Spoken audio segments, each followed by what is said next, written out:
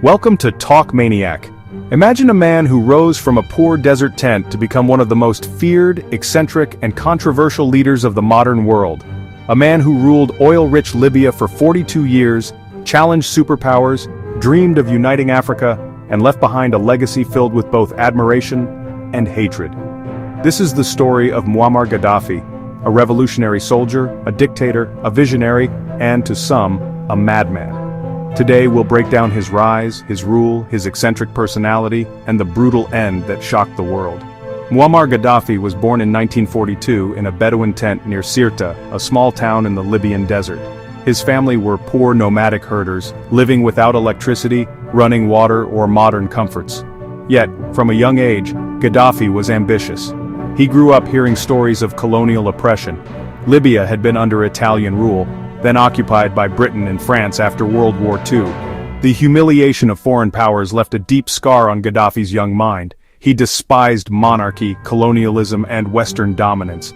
As a teenager, he was already fascinated by Arab nationalism, inspired by Egypt's charismatic leader Gamal Abdel Nasser, who overthrew the monarchy in Egypt and stood up to the West. Gaddafi began to see himself as Libya's future savior. In 1961, Gaddafi entered Libya's Royal Military Academy in Benghazi. But unlike his fellow cadets, he wasn't just interested in military drills. He secretly formed a group of young officers who shared his dream of overthrowing Libya's monarchy. At that time, Libya was ruled by King Idris, an old conservative monarch who relied heavily on Western support, especially the US and Britain. Oil had been discovered in Libya in the late 1950s, but most of the profits went to foreign companies and elites. Ordinary Libyans remained poor. For Gaddafi, this was unacceptable. He wanted Libya's oil wealth to serve Libyans, not foreigners. On September 1, 1969, while King Idris was abroad for medical treatment, Gaddafi and his fellow officers staged a bloodless coup. The monarchy was overthrown overnight. At just 27 years old, Gaddafi declared the birth of the Libyan Arab Republic. He was young, charismatic, and energetic.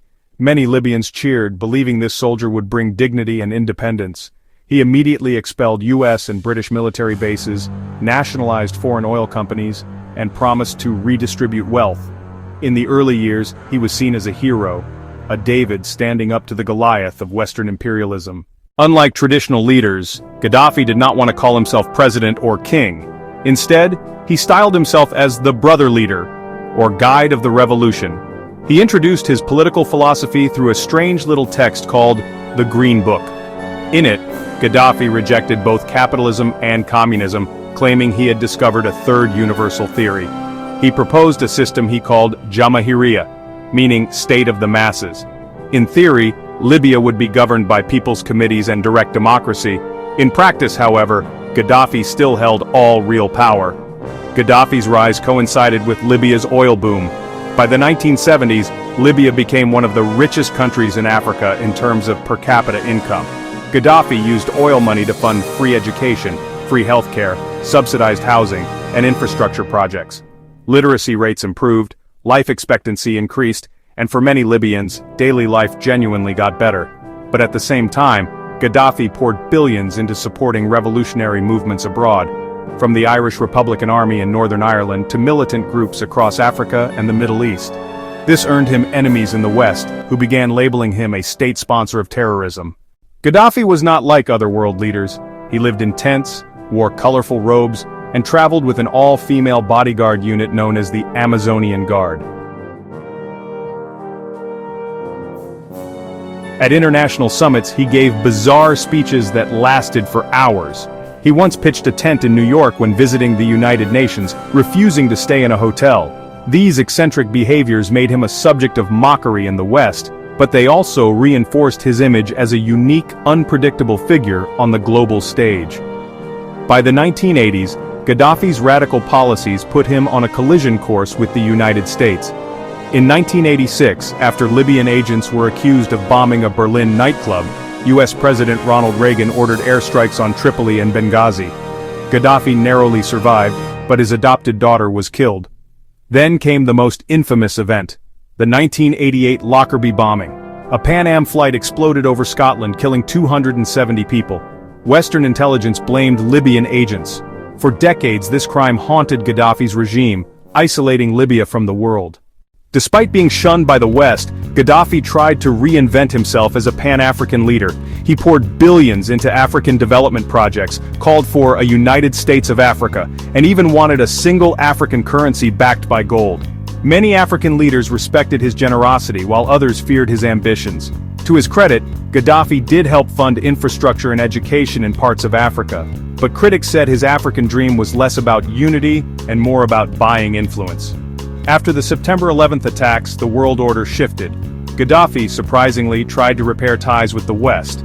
In 2003, he admitted Libya's responsibility for the Lockerbie bombing and agreed to pay compensation to victims' families. He also abandoned his weapons of mass destruction program. For a while, the West welcomed him back. World leaders like Tony Blair and Nicolas Sarkozy shook his hand. Western oil companies returned. It seemed like Gaddafi had transformed from a pariah into a partner. But this peace was short-lived. In 2011, the Arab Spring swept across the Middle East. Dictators fell in Tunisia and Egypt, and protests erupted in Libya. Gaddafi's regime responded with brutal force. He vowed to hunt down protesters house by house, sparking international outrage. NATO intervened with airstrikes, supporting Libyan rebels. Slowly, Gaddafi's forces collapsed. On October 20, 2011, Muammar Gaddafi was captured and killed by rebels in his hometown of Sirte. After 42 years in power, the man who once called himself the brother leader died in the streets, humiliated and beaten. So who was Gaddafi really? To some, he was a tyrant who ruled through fear, censorship, and violence. To others, he was a visionary who dreamed of an independent Africa, free from Western control. His rule left Libya with higher living standards than many African nations, but also a system with no real institutions. When he fell, the country collapsed into chaos, civil war, and foreign intervention. Today, Libya remains divided, and many Libyans look back with mixed feelings. Was life better under Gaddafi's dictatorship than in today's fractured state? Muammar Gaddafi's story is a reminder of how power, ideology, and ambition can shape nations and destroy them. He rose from a desert tent to rule for 4 decades only to die violently at the hands of his own people. Love him or hate him, Gaddafi left behind a mark that history cannot erase. This was the rise and fall of Muammar Gaddafi. You've been watching Talk Maniac. Thanks for watching. And don't forget to like, share, and subscribe for more deep dives into the stories that shape our world.